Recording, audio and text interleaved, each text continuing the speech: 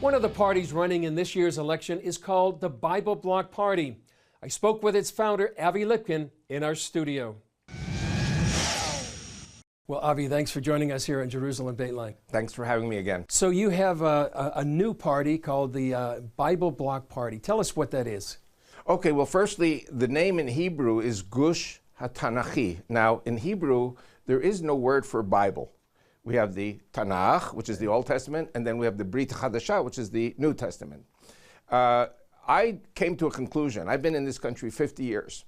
As you know, I've been speaking in Christian churches all over the world for decades, for 28 years. Yeah. And as I see the demography changing in Israel, I'm seeing a growth in a Christian population in Israel, which has absolutely no representation in our Knesset. Our Knesset is our parliament or our Congress.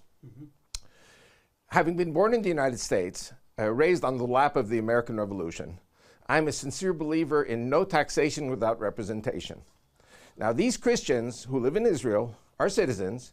They pay taxes, they vote, they serve in the army, they're married to us, and they have no representation. And as also a believer in Judeo-Christian Western civilization and democracy values, I would like to bring that kind of thinking to Israel, the thinking that made America great, at least until the last few decades. I think Israel has a great future, which will include many more Jews and Christians who will be coming home to Israel very soon as a result of terrorist jihad. Yeah. So you see this aliyah coming back here to Israel. And what kind of response have you had from Christians about this new party? Well, to be honest with you, a lot of Christians say, well, it's a wonderful idea, but it's very hard for us to believe that such a thing could actually happen. And that my son even said to me, Daddy, you're a prophet, but you're 300 years before your time. And I said to my son, no, son, 3 years before my time, which means tomorrow, mañana. And what we do have today is that 8% of our population is Christian or non-Jewish, according to the rabbis. 8% translates into 8 or 9 members of Knesset, and there are no Christian members of Knesset yet. The Muslims have 10 members of Knesset. They represent their constituency. The Christians are a constituency, and they have no representation. I wanted to add also that there are 3 million Jews who have lived in Christian countries who I think would be a potential constituency for this party because they want to bring this country into the Western civilization sphere.